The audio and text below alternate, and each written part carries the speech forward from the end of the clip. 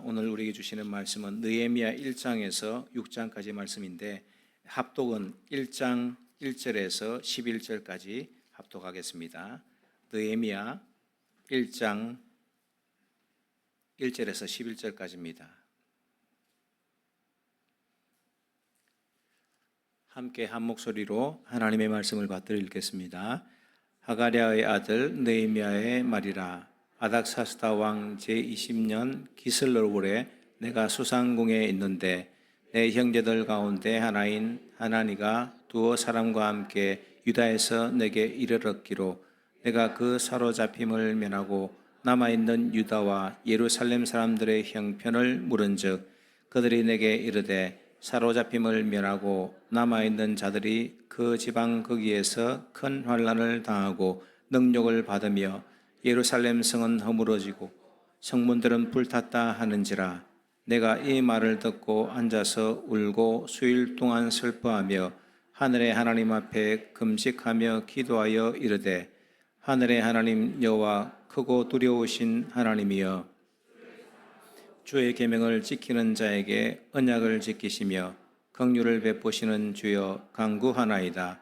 이제 종이 주의 종들인 이스라엘 자손을 위하여 주야로 기도하오며 주께 범죄한 죄들을 자복하오니 주는 귀를 기울이시며 눈을 여시사 종의 기도를 들으시옵소서. 나와 내 아버지의 집이 범죄하여 주를 향하여 크게 악을 행하여 주께서 주의 종 모세에게 명령하신 계명과 율례와 규례를 지키지 아니하였나이다. 옛적에 주께서 주의 종 모세에게 명령하여 이르시되 만일 너희가 범죄하면 내가 너희를 여러 나라 가운데에 흩을 것이요 만일 내게로 돌아와 내 계명을 지켜 행하면 너희 쫓긴 자가 하늘 끝에 있을지라도 내가 거기서부터 그들을 모아 내 이름을 두려고 택한 곳에 돌아오게 하리라 하신 말씀을 이제 청하건대 기억하옵소서. 이들은 주께서 일찍이 큰 권능과 강한 손으로 구속하신 주의 종들이요 주의 백성이니이다. 주여 구하오니 귀를 기울이사 종의 기도와 주의 이름을 경외하기를 기뻐하는 종들의 기도를 들으시고 오늘 종이 형통하여 이 사람들 앞에서 은혜를 입게 하옵소서 하였나니 그때 내가 왕의 술관원이 되었느니라. 아멘. 느헤미야의 귀환과 성벽 재건이라는 제목으로 목사님 말씀 선포하시겠습니다.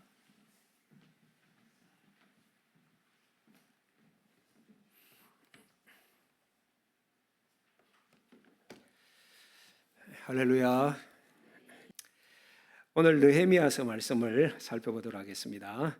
지난주에는 에스라의 귀환과 말씀의 부흥을 우리가 살펴봤죠. 에스라 바벨론 포로에서 두 번째 귀환하였는데 하나님께서 도우심으로 말씀의 부흥을 일으켜서 큰 은혜를 입게 되었던 예루살렘의 큰 부흥의 역사가 일어났던 것을 우리가 기억을 합니다. 그래서 우리 신평교회도 말씀의 부흥을 소망하자 지난주의 말씀이었죠. 오늘은 느헤미야에 대해서 살펴봅니다. 느헤미야가 바벨론 포로에서 세 번째 귀환한 사람입니다. 그러니까 그 선조들이 바벨론의 포로로 잡혀갔겠죠. 그 사이에 나라가 바뀌었습니다. 바벨론이 멸망하고 바사 제국, 페르시아 제국이 들어서게 된 거예요. 이 바벨론 포로에서 귀환한 것이 지금 도표에서 보는 것처럼 3차 귀환이 기원전 444년경입니다. 1차는 스룹바벨, 2차는 에스라, 마지막 3차가 느헤미야를 중심하여 돌아오게 되었는데 오늘 그 내용을 살펴보려고 합니다. 첫 번째로는 느헤미야의 기도와 귀환입니다. 여러분 1절 말씀 보시기 바랍니다. 1장 1절 시작. 하가랴의 아들 느헤미야의 말이라. 누구의 아들?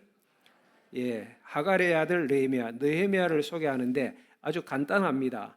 스룹바벨은 1차 귀환의 중심이었던 스룹바벨은 다윗의 혈통이니까 혈통이 좋았어요. 가문이 좋았죠. 에스라도 마찬가지입니다. 지난주를 살펴보았지만 에스라를 살피는데 막 앞에 조상들 살펴보고 16대 손 아론의 후손이었다는 것까지 밝히니까 에스라는 제사장 가문이었으니까 스룹바벨, 에스라는 다 귀한 가문이었는데 느헤미야에 대한 소개는 비교적 간단해요. 하가랴의 아들 느헤미야의 말이라. 그래서 신학자들은 아마 일반적인 가정, 평민 출신이 아니었겠나 추정을 합니다. 그런데 느헤미야의 바사에서의 지위는 대단하였습니다. 11절에 보면 왕의 술관원이 되었다. 바사제국의 술관원은 대단히 높은 고위직이에요. 왕 앞에서 술을 관장하고 왕의 술을 직접 따라주는 술관원인 거예요. 그러니까 늘 왕을 대하는 고위직 중에 하나입니다. 왕의 음식도 맛보고 또 왕의 침실도 이렇게 관장하고 때로는 왕을 경호하는 일까지 하는 그런 사람이 술관원으로 알려져 있습니다. 이런 사람이 느헤미야예요. 페르시아 제국의 술관원 말입니다. 계속되는 1절 말씀 보면 이 느헤미야가 아닥사스다 왕 제20년 기슬월에 내가 수상궁에 있었는데, 왕이 누구죠? 아닥사스다 왕입니다. 기억납니까? 언제 나왔죠? 예, 지난주에 나왔잖아요. 에스라의 2차 귀환을 허락하였던 왕이 아닥사스다인데 그게 제7년이었습니다. 그런데 오늘 느헤미야 사건은 아닥사스다 제20년이니까 에스라가 귀환한 날로부터 13년 후에 지금 사건을 오늘 본문에서 우리가 살피고 있는 거예요. 아닥사스다 왕 제20년에 수산궁에 거주하였다. 수산궁은 궁전 중에 하나입니다. 페르시아 제국에 4개의 수도가 있었는데 그 중에 하나예요. 그리고 겨울 궁전으로 알려진 곳이 수산궁입니다. 왕의 술관원이니까 아닥사스다 왕이 수산궁에 있으면 거기에 함께 거하겠죠.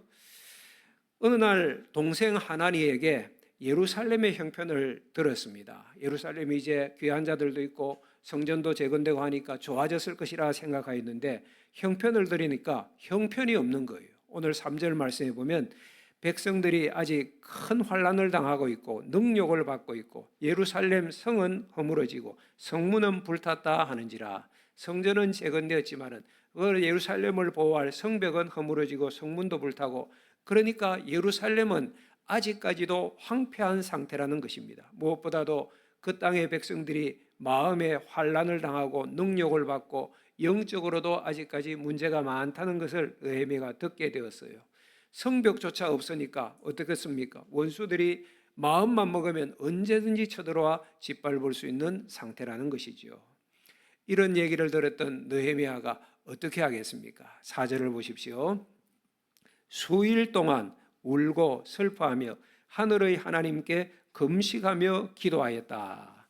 그 기도의 내용은 뭔가 하니 4절에 보면 자기와 이스라엘의 죄를 먼저 회개합니다. 하나님 아버지, 나와 이스라엘이 범죄하였습니다. 주의 말씀을 지키지 않았습니다. 회개하고, 그래서 우리나라가 망하고 포로로 잡혀왔지만은 만일 우리가 회개하고 돌아오면 회복하기로 하나님께서 말씀하셨지 않습니까? 그 말씀 언약에 따라 이제 주의 종인 내가 기도하오니 종들의 기도를 들으시고 이 사람에게 은혜를 입게 하옵소서라고 기도하는 거예요.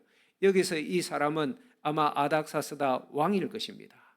느헤미야가 슬피 울며 금식하며 간절히 기도하였습니다. 결과는 어떻게 되었을까요? 결과는 어떻게 되었을까요? 2장 1절로 가봅시다.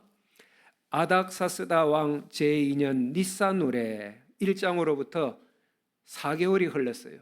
느헤미야가 하나님의 얘기를 듣고 금식하며 기도한 지 4개월이 지난 때입니다. 어느 날 느헤미야가 왕에게 포도주를 드리는데 얼굴에 수심이 가득하다는 것을 왕이 발견하였습니다. 그리고 그 이유를 물어요.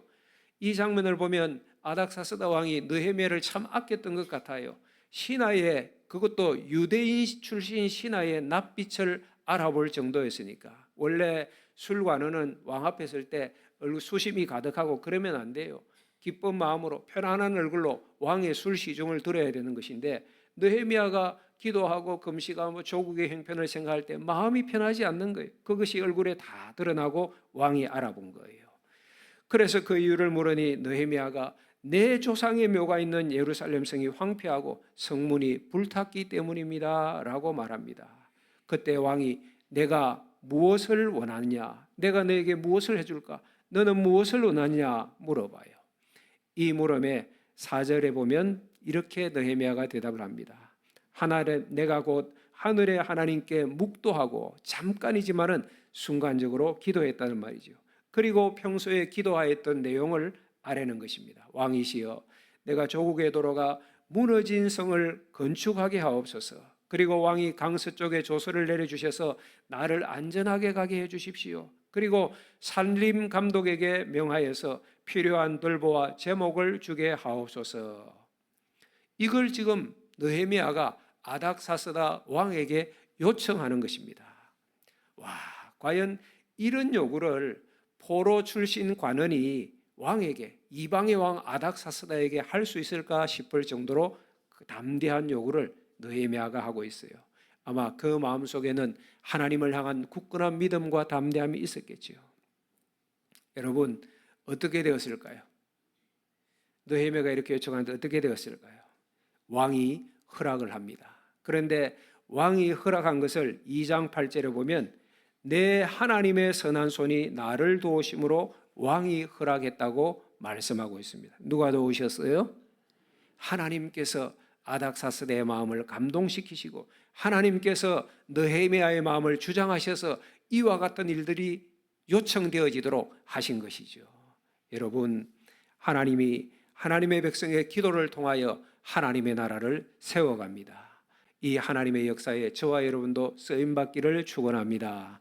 축원합니다. 여러분, 성벽 제거는 강한 군사력으로 된 것이 아닙니다. 탄탄한 재정도 아니었습니다. 바사 왕궁의 술관원으로 편안하게 살 수 있었던 느헤미야가 조국을 향한 애통의 기도를 드림으로 시작이 된 거예요. 여러분, 느헤미야는 위치나 환경에서 그냥 편안하게 살면 살 수 있어요.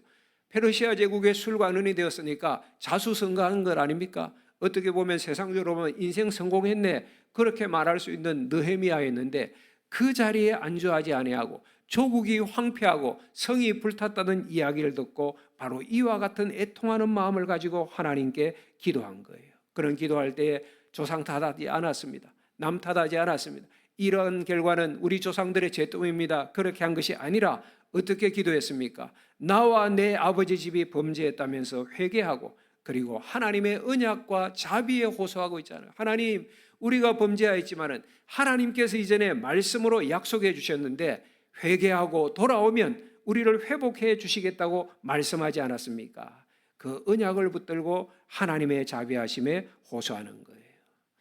사랑하는 여러분, 여러분의 삶에는 구멍이 없습니까? 신앙의 성벽, 가정의 성벽, 관계의 성벽이 무너져 있지는 않습니까? 여기저기 구멍이 뚫려 있지는 않습니까? 그 회복의 시작은 하나님 앞에 회개하고 애통하며 하나님의 이름으로 부르짖는 기도입니다.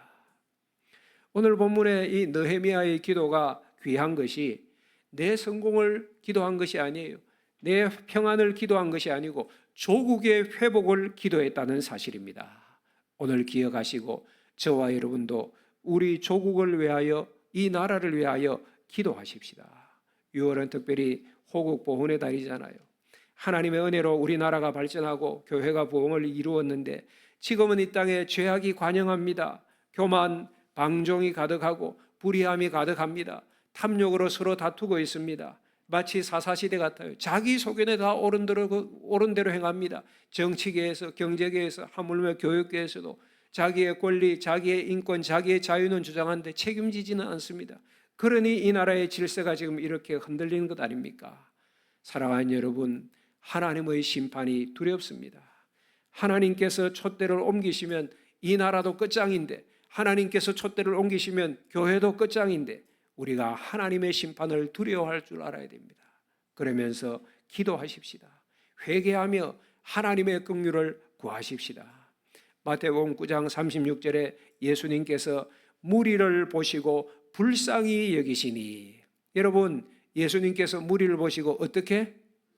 불쌍히 여기시니, 스플랑크 니조마이라는 단어입니다. 이 단어는 내장이 흔들리는 아픔을 말하는 거예요.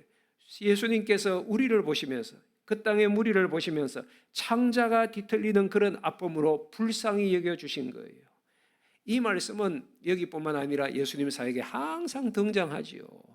우리가 진실로 기도하고 회개하면 우리를 불쌍히 여겨주시는 주님께서, 하나님께서 우리를 새롭게 하여 주실 줄 믿습니다. 그러하니 우리가 이 땅을 위하여, 조국과 나라를 위하여, 민족을 위하여 정말 느헤미야의 마음으로 간절히 기도하는 주의 종들이 되시기를 축복합니다.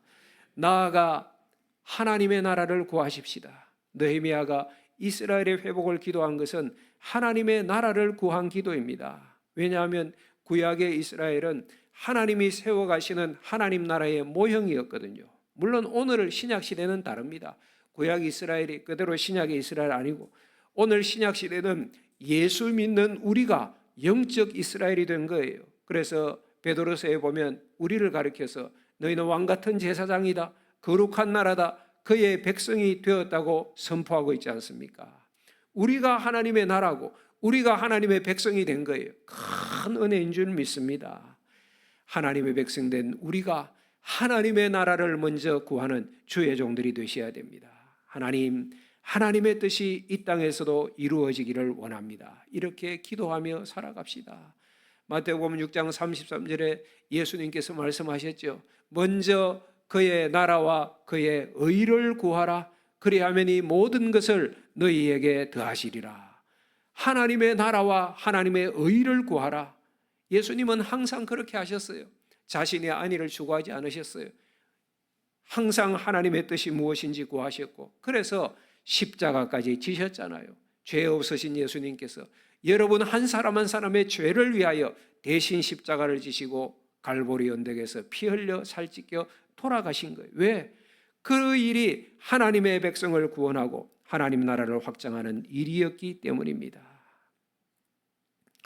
이제 다시 본문으로 돌아가면 느헤미야가 아닥사스다 왕의 허락을 받고 예루살렘으로 돌아옵니다. 이때 왕은 느헤미야가 구하지도 않았던 군대 장관 마병까지 보내어서 그를 호위하고 귀한 길을 도와요. 이것 보면 참 왕이 느헤미야를 아꼈다는 것을 알 수 있죠. 여러분, 교회당 안에서만 예수 잘 믿을 것이 아니라 학생들은 학교에서 잘 하셔야 돼요. 직장인들은 직장에서 열심히 일하셔서 거기에서도 사랑받고 칭찬받는 종들이 되셔야 돼요.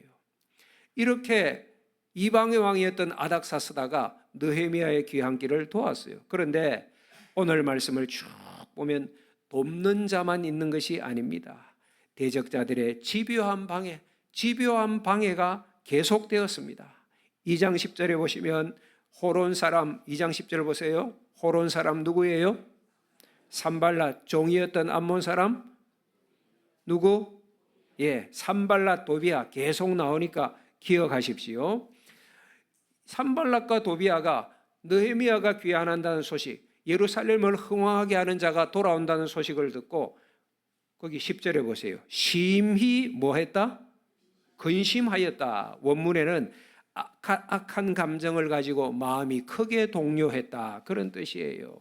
여러분, 산발랏은 그 당시 사마리아의 총독이었습니다. 사마리아가 멸망했잖아요. 북이스라엘이 남유다보다 먼저 기원전 722년경에 아시리아 제국의 아수르야에서 멸망당했잖아요.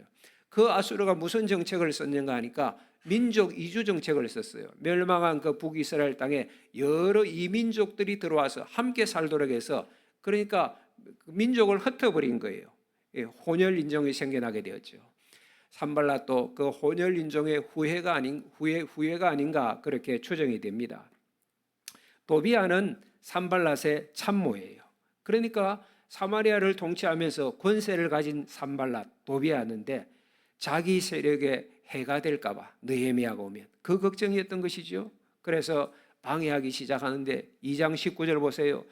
업신여기고 비웃고 또 모함도 합니다. 너희가 이렇게 돌아와서 너희의 왕을 배반하려 하는가? 업신여기고 비웃고 모함하고.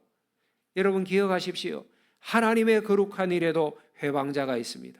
그냥 일반적으로 선한 일을 하고 나가는데도 방해하려고 드는 자가 있어요. 여러분, 이런 회방자는 교회 밖에도 있고 교회 안에도 있습니다. 항상 있습니다. 그러니 여러분들이 주의 일을 하다가 항상 있는 이런 대적자들 때문에 마음 상하지 마십시오. 그것 때문에 낙심하지 마십시오. 대적자들은 항상 있다 생각하고 그 순간에도 더욱더 하나님을 의지하는 주의 종들이 되시기를 축복합니다. 느헤미야가 대적자들을 만나서 심하게 핍박받는데 이 대적자들의 회방 앞에 느헤미야는 어떻게 하느냐? 그냥 있지 않아요. 치밀하게 행동합니다. 오늘 2장 말씀 보면 느헤미야가 이제 예루살렘에 도착하 있는데 사람들이 저 사람이 뭘 할까? 저 총독으로 왔는데 아닥사스다 왕의 조서를 받고 여기까지 왔는데 뭘 할까? 혹여 우리 자리가 위태롭지 않을까 이런저런 생각으로 느헤미야를 바라보았을 거예요. 그런데 3일 동안 아무 일도 하지 않고 가만히 있는 거예요. 3일째 되는 날 밤중에 느헤미야가 몇몇 사람들만 데리고 누구에게도 말하지 않고 예루살렘에 나가서 형편을 살피는 거예요. 시정을 살펴보는 것이죠. 아, 무너진 성벽, 정말로 이렇게 성벽이 무너졌구나. 성문을 보니 다 불타서 허물어져 내리고, 이렇게 현장 점검, 현장 답사를 한 것입니다. 그리고 난 이후에 이제 백성들을 만나서 그들을 설득하고 호소합니다. 느헤미야가 그 수상궁에 있다가 이곳 예루살렘까지 오기까지 하나님의 선한 손이 어떻게 도우셨는가, 하나님이 도우셨던 일들과 바사 왕의 조서와 바사 왕의 말을 전하면서 이제 호소하기를, 유다 백성들이여, 이제는 우리가 일어나서 성을 건축하자. 그리하여 다시는 수치를 당하지 말자고 호소하는 거예요. 하나님께서 백성들의 마음을 감동시키셨어요. 그래서 감동을 입은 백성들이 일어나 성벽 재건에 참여하게 되어집니다. 제사장으로부터 평민에 이르기까지 귀족부터 기술자도 있고 여자들까지 참여합니다. 각각 성이 이렇게 삥 들어가면 그 안에 집들이 있잖아요. 자기 집 앞에 있는 성벽부터 쌓아 올라갑니다. 그 당시 예루살렘 성은 10개의 문이 있었거든요. 3장에 보면 문이 나와요. 양문이 재건되고 의문이 나오고 옛문 10개의 문이 있었어요. 그리고 4개의 망대가 연결된 구조가 예루살렘 성벽이었는데, 구간별로 한 40명 정도의 감독자를 두어서 이 공사를 진행하는 거예요. 4장으로 넘어가면 성이 중수되어 간다는 소식에 산발락과 도비아가 마음이 뒤집어지는 거예요. 열불이 나는 거예요. 거기에 보면 더 분노하고, 그리고 또 비웃습니다. 이 미약한 유다 사람들이 도대체 지금 뭘 하려고 하는가? 이 흙더미에서 뭘 건지려고 하는가? 그리고 도비아는 이렇게 말해요. 그들이 건축한 성벽에 여우만 올라가도 성벽은 무너질 것이야. 조롱하고 비웃는 것이죠. 열심히 일하는, 나라를 위하여 조국을 위하여 최선을 다하는 그 유다 백성들의 기운을 팍팍팍 빼는 소리가 될 것입니다. 뿐만 아닙니다. 말로만 조롱하지 않고 물리적으로 위협합니다. 이 성벽 재건을 주시하고 시기하던 족속들이 많았거든요. 주변에 아라비아 사람들, 암몬 사람들, 아소도 사람들을 자극하고 동원하고 위협하여서 이들을 대동하여 성벽 재건하는 유다 백성을 공격하려고 하는 거예요. 그러니까 백성들이 얼마나 두려웠겠습니까? 원래 힘이 있는 산발락과 도비아, 거기에 여러 족속까지 합류하여서, 그때의 느헤미야가 어떻게 하느냐? 4장 14절을 보세요. 4장 14절에 보면 그들을 이렇게 말합니다. 그들을 두려워하지 말고 지극히 크시고 두려우신 주를 기억하라. 한번 따라합시다. 세상을 두려워하지 말고 지극히 크시고 두려우신 하나님을 기억하라. 이렇게 백성들 앞에 말하면서 백성의 마음을 하나님께 고정시킵니다. 누구에게? 하나님께 여러분의 시선이 고정되기를 축복합니다. 세상 바라보면 낙심해요. 두려움에 떨어요. 시선을 하나님께 고정시키면 되는 거예요.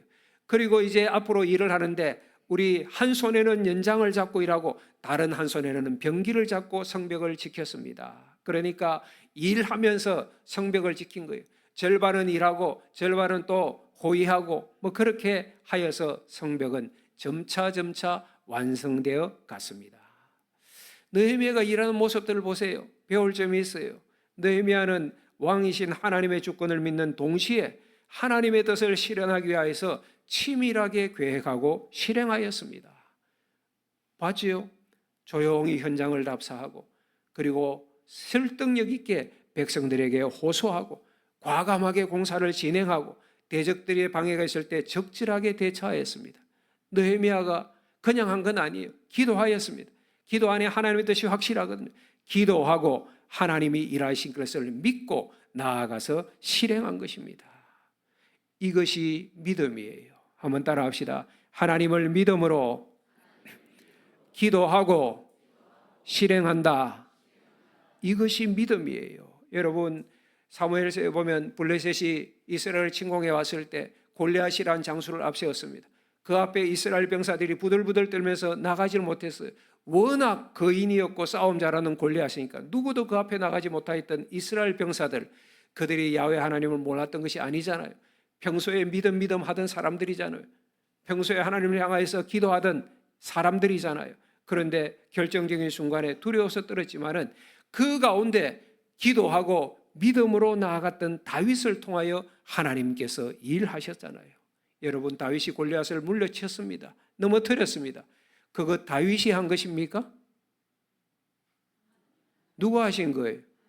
하나님이 하신 것이죠. 다윗의 전투력으로 골리앗을 무너뜨릴 수는 없었습니다. 하나님께서 하신 것입니다. 하나님이 다 하셨어요. 하나님이 이렇게 일하세요. 이 하나님의 일에 하나님은 우리의 믿음을 요구하세요.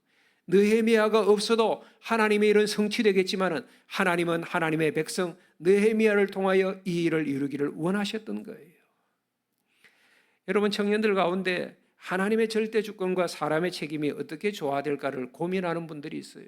하나님은 온 세상의 왕이시고 모든 일을 다스리시고 하나님 뜻대로 행하시잖아요. 하나님이 다 하시는데 나는 할 일이 없네, 기도만 하면 되겠네, 그렇게 생각하는 분도 있더라고요. 예, 맞습니다. 맞아요. 기도해야 합니다.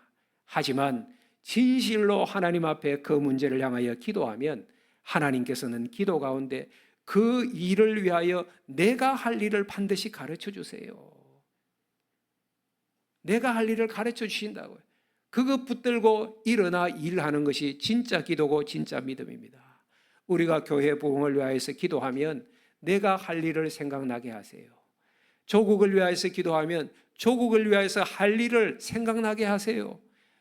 연약한 이웃이 있잖아요. 우리 교회 가운데 낙심한 성도가 있잖아요. 그분이 참 볼 때마다 마음이 아파서 스플랑크 니조마의 불쌍히 여기는 마음으로 기도하면 너가 그를 위하여서 무엇을 할 것인가를 하나님께서 가르쳐 주세요. 그것에 순종해야 합니다. 그러면 내가 하는 것이 아니라 그때 하나님께서 일하세요. 하나님께서 다 하시는 것이죠. 그래서 저는 이런 원리를 경험하면서 항상 마음속에 생각하는 것이 100% 하나님이 하신다. 무슨 일이든지 하나님의 절대 주권으로 100% 하나님이 다 하신다는 것을 저는 믿습니다. 여러분도 믿으시죠? 믿으십니까? 예, 100% 하나님이 하세요. 그러나 그 일을 실행할 때는 100% 내가 하는 것처럼 준비하겠다. 저는 그렇게 마음을 먹었습니다. 그 마음으로 오늘도 이 설교를 준비하는 거예요. 설교 한 편 준비하면서 그냥 되는 것이 아니라 이 한 편이 만들어지기까지 보고 또 보고 쓰고 지우고 또 쓰고 눈물로 쓴 편지처럼 그렇게 한 편의 설교를 준비하고 선포할 때도 마찬가지입니다. 제가 하는 것이 아니죠. 하나님께서 100% 하신다는 것을 의지하여서 하나님께 하나님 말씀을 선포하고 살아가는 것도 저는 그렇게 생각합니다. 사역도 그런 마음으로 하려고 해요. 100% 하나님이 하시는데 100% 내가 하는 것처럼 일하고 준비하겠다. 사랑하는 여러분, 하나님을 믿으심으로 기도하고 그리고 하나님께서 기도 가운데 가르쳐주는 그것 붙들고 오늘 주어진 일에 최선을 다하는 주의 종들이 되시기를 축복합니다. 축복합니다. 느헤미야와 백성들이 성벽 재건을 하는데 이렇게 열심히 하고 잘 하는데 이 정도 하면 되지. 그런데 회방은, 악당들의 회방은 끝이 아니에요. 5장에 가보면 내부적인 위기가 찾아옵니다. 이게 더 무섭죠. 백성들이 성벽 재건에 동원되다 보니 가족들의 생계가 어려워진 거예요. 거기에다 흉년까지 겹쳤어요. 그래서 어떤 가정에는 빚을 지고 어떤 가정은 빚을 갚기 위해 밭도 팔고 포도원도 팔고 이런 어려움에 처한 거예요. 심지어 어떤 가정은 자기 자녀를 종으로 팔기까지 하고 어려워진 거예요. 그래서 백성들이 원망이 터져나오고 아우성인 것입니다. 여러분, 바깥의 적은 전투력을 가지고 버티고 싸울 수 있어요. 내부의 적이 더 무서워요. 우리의 마음속에 불평이 생기고 원망이 생기면 이건 참 다스리기가 어려워요. 이때 느헤미야는 그 근본 원인이 무엇인가를 파악합니다. 느헤미야가 치밀하잖아요. 보니 이게 그냥 먹을 것이 없는 문제가 아니라 지도층과 부유층의 착복이 있고 잘못된 행위가 있는 거예요. 그래서 그 지도층, 부유층을 향하여서 꾸짖고 너희들이 지금 이 시기에 동족들을 도우라고 합니다. 그리고 느헤미야는 총독으로 왔지만은 자신의 월급을 받지 않았습니다. 자기 수하들 데려왔던 수하들도 함께 성벽재건에 그냥 탱자탱자 노는 것이 아니라 성벽재건에 참여하게 하고, 그리고 매일같이 많은 사람들을 느헤미야의 집에서 음식을 내서 먹이면서 함께 일하며 이 어려움의 문제를 해결해 나간 거예요. 6장으로 가보면 또 산발락과 도비아가 계략을 꾸밉니다. 이제 성벽 공사가 완공을 앞두고 있거든요. 산발락 도비아가 디비지는 거예요, 마음이. 그래서 어떻게 하지 하다가 느헤미야를 암살하기로 하였습니다. 그래서 성 밖으로 유인해내는 거예요. 이제는 안 되겠다, 암살해 죽여야지. 야 느헤미야야, 우리 그동안 서로 대립 많이 했는데 온호 평지에서 우리 좀 만나서 대화 좀 하자. 우리 뭐 감정도 풀고 한번 서로 이 문제에 대해서 현안을 다루어 보자, 이렇게 했겠죠. 그런데 느헤미야는 단호하였습니다. 그는 이 일이 인간의 일이 아니라 하나님의 사명이라는 것을 알았습니다. 느헤미야 6장 3절을 보세요. 이렇게 해야 합니다. 내가 이제 큰 역사를 하니 내려가지 못하겠노라. 이 일이 하나님의 큰 역사, 성벽 재건이 내 일이 아니라 하나님의 큰 역사라. 그래서 이것 두고 내가 사람 만나서 희닥거리고 그렇게 할 수 없다고 하는 것입니다. 하나님의 사명에 집중하는 거예요. 그러자 산발락과 도비아가 또 다른 모함을 합니다. 야, 저 느헤미야가 성을 건축하여서 왕을 모반하고 자기가 왕이 되려 하는구나. 역적이다. 여러분, 얼마나 큰 모함입니까? 이것이 아닥사스다 왕에게 들어가면 어떻게 되겠습니까? 그럼에도 느헤미야가 응하지 않고 지혜롭게 대처합니다. 사랑하는 여러분, 말씀드렸죠? 여러분들이 생애를 살아가고 특별히 영적인 신앙의 삶을 살아갈 때는 누가 있다고? 반드시 대적자가 있다고. 반드시 대적자가 있어요. 그런데 이것도 보셔야 돼요. 그 대적자들 뒤에는 누가 있을까요? 사탄이 있어요. 우리는 사람만 보면 되는 것이 아닙니다. 영적인 눈이 있어야 돼요. 하나님의 영을 가진 하나님의 사람이 있는가 하면 끊임없이 사람을 분열시키고 영적인 일을 회방하고 덜 믿게 하고 덜 충성하게 하고 덜 사랑하게 하는 악한 사탄이 그 뒤에서 사람을 통하여 일하는 거예요. 신앙을 회방하고 마음에 두려움을 주고 낙심하게 하고. 여러분, 사탄을 물러보지 마세요. 쉽게 보면 안 돼요. 사탄은 강합니다. 그리고 집요하게 여러분들을 공격합니다. 여러분의 약점을 잘 알고 있어요. 게으름이 여러분의 약점입니까? 그것을 공격할 것입니다. 물질이 여러분의 약점입니까? 명예가 여러분의 약점입니까? 사탄은 딱 그것을 공격해요. 그래서 뭐 해야 할까요, 우리가? 그렇죠. 그래서 기도해야 하는 것입니다. 내 힘으로 내 지혜로 당해낼 수 없기 때문에 기도하고 우리의 마음을 주의 성령께서 충만하게 다스리도록 성령 충만하고, 그리고 믿음의 전신갑주로 무장하여서 분별하여 이기는 주의 종들이 되시기를 축복합니다. 느헤미야 보십시오. 이렇게 방해하고 이렇게 현혹하고 비웃는데 끝까지 사명의 그 자리를 떠나지 않잖아요. 그러며 하나님의 도우심을 구하며 나아갔습니다. 그 결과는 어떻게 될까요? 예? 그 결과는 6장 15절, 성경을 찾으세요. 6장 15절, 다 같이 큰 목소리로 시작. 성벽 역사가 52일 만인 엘루를 25일에 끝나매. 성벽 역사가 어떻게 되었다? 끝나매.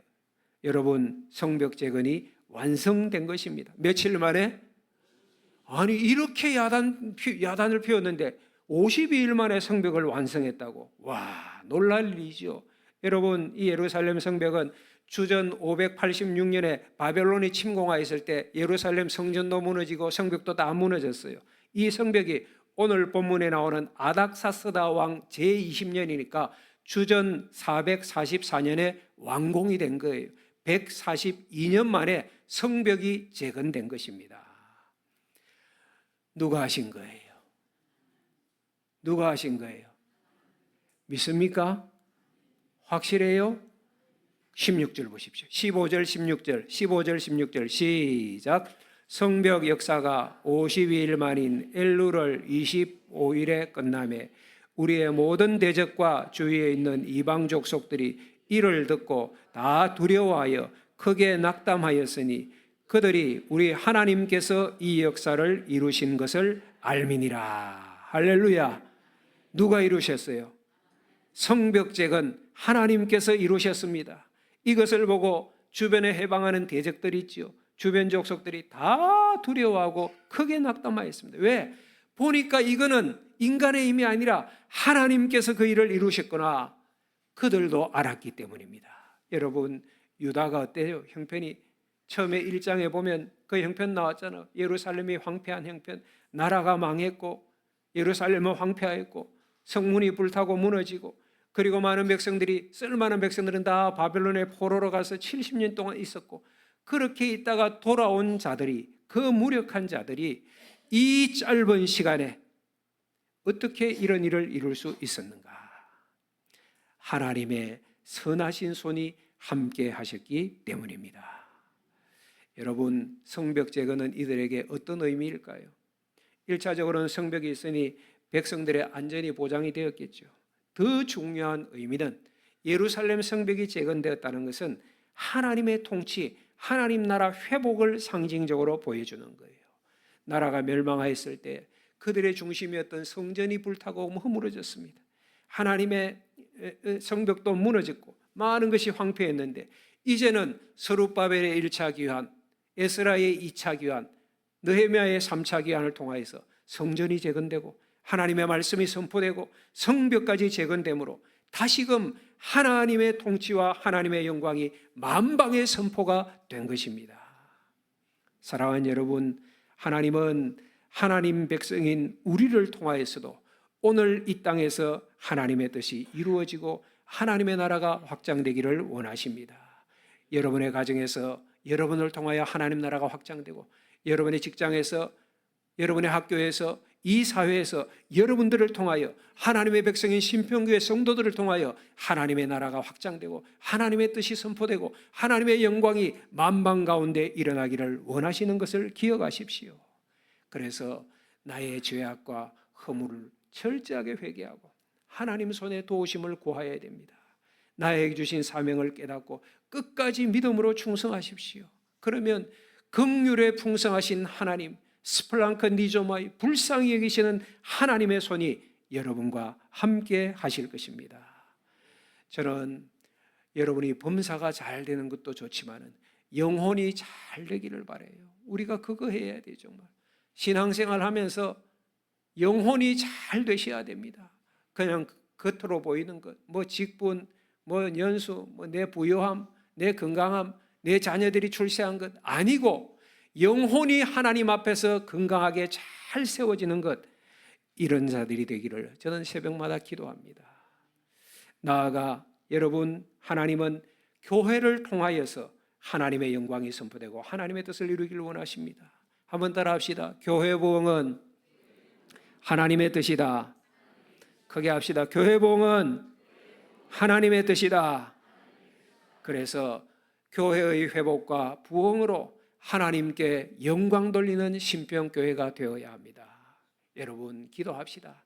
목사만 아니라 몇몇 기도의 종들만 아니라 우리 모든 성도들이 하나님, 우리 신평교회에 성령의 은혜를 부어주시옵소서. 예배의 부흥이 일어나게 하옵소서. 기도의 부흥이 일어나게 하옵소서. 말씀의 부흥을 주시옵소서. 은혜를 주시어서 사랑의 부흥을 허락하여 주시옵소서. 전도의 부흥이 일어나게 하시고 섬김의 부흥이 일어나게 하옵소서. 그래서 하나님의 기쁨이 되고 이웃에게 축복의 통로가 되십시다. 여러분, 우리 주변에 있는 사람들에게 신평교회가 있어서 제가 살맛이 납니다, 이런 얘기를 듣는 우리 성도들, 우리 교회가 되십시다. 이 영광스러운 삶을 위하여서 우리 신평교회가 함께 깨어 기도하고 하나님 주신 감동에 믿음으로 순종하십시다. 이런 신평교회에 하나님의 선한 손이 함께 하실 줄 믿습니다. 우리 찬양합시다.